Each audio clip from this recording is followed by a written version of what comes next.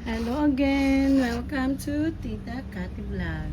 Tayo ay magluto ng isda. I-try ko ngang maglagay ng arena. So, hindi kami masyadong naglalagay pero sabi nila para daw hindi matalsik, maglagay daw ng arena. So, let's try. Kung totoo nga.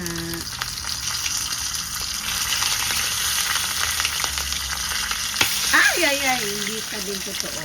Matalsik pa rin siya. Ayan, nakasigaw ka tuloy ako. At, nilagyan na kalsikan yung ating kamay. Ito talaga ang mag-hinto. So,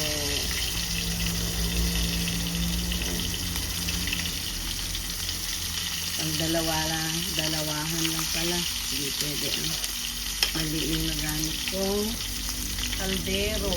Ayan. Pantayin muna natin.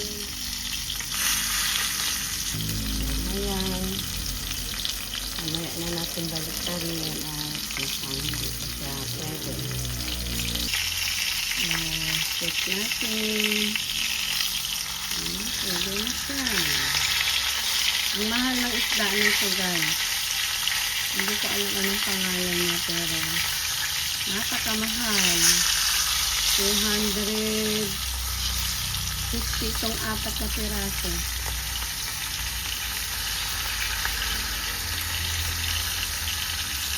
Mahal. 254 yata. Ang bili ko. Kapalengke pa yun tignan natin kung anong lasa ba.